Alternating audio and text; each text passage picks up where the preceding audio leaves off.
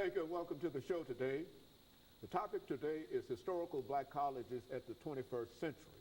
And we have to talk about historical black colleges at the 21st century, Dr. AAl-Hadid. Dr. AAl-Hadid has a lot of information. He's been with us on a number of occasions, and I think that if you had to select any person dealing with historical black colleges, that certainly would be Dr. AAl-Hadid, who spent his career at Tennessee State University dealing with historical black colleges and Africana studies and other topics that we've dealt with extensively on this program. And Dr. AAl-Hadid, let me welcome you to the show this morning and tell you how delighted we are to have you, and to let our audience know by having you to give us a few minutes in terms of your background education, some of the things that are involved in historical black colleges. Yes, sir. Well, you know, I was born by the river in Montgomery, Alabama. I went to George Washington Carver High School, and from there I went to Alabama State University, where I received my Bachelor's of Science degree in sociology with a strong concentration in psychology. I left Alabama State. This was during the time of the 60s and a period of apartheid in Alabama. I left there and went out on the West Coast to University of California, Santa Barbara, where I received my doctorate degree in sociology with a focus in social psychology, and also picked up a master's degree in educational psychology. Left the West Coast, came to Tennessee State University in the early 70s, and then retired from the university in 2008.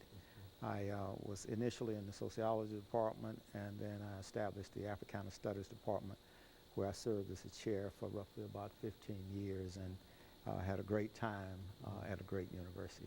And so when we talk about historical black colleges at the 21st century, yes, you got a little information in reference to those institutions. Yes. But now these institutions were not established in at the 21st century. When would talk about how they came into being and the real need that there was for such institutions? Yes.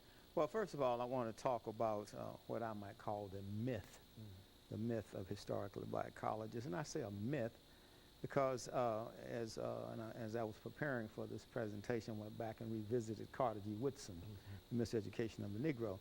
As you know, when we were back home in Africa, I don't mean down home, Alabama, Mississippi, and so forth, but when we were back home in Africa, we had institutions of higher education in Timbuktu and Sankora. In fact, we went all up in Spain and had the University of Salamanca. So the idea of higher education was not foreign to us.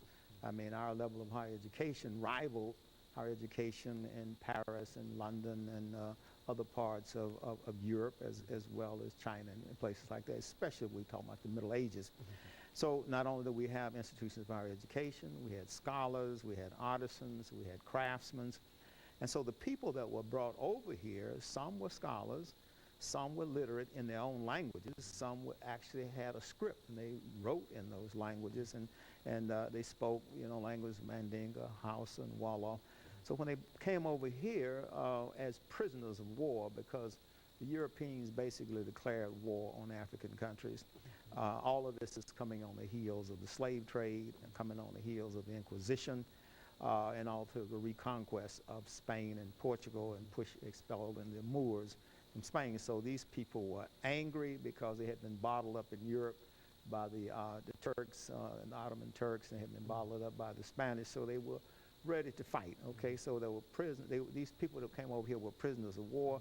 Well, but they had skills, they had knowledge. Some were scholars. Okay, and so, but the thing I think the audience should know, the people that were brought over here as prisoners of war, and made into slaves on the plantations of the Americas, the Caribbeans, okay? Prior to that, they went through what was called the Middle Passage, where they were stripped of their cultures, their names, their languages, etc. So the whole idea of culture and civilization was taken from them, because what the Europeans over here, I'm not talking specifically about the British, the Portuguese, like in Brazil, the Spanish in various parts of South America, all they wanted was labor. They did not want people with intellect. They didn't want people who had a worldview. They just wanted people that could raise and pick cotton, that could raise and harvest coffee and tea, They wanted people that they could send into the gold mines and the silver mines. And so they just wanted expendable labor. And these people had no human rights. They barely had birthrights. And they were subjugated to the level of property, a legal concept they use called chattel. Very good. Okay. And of course, let us take this first commercial Very break, good. and we'll be back with our audience following this very, very short commercial break. Mm-hmm.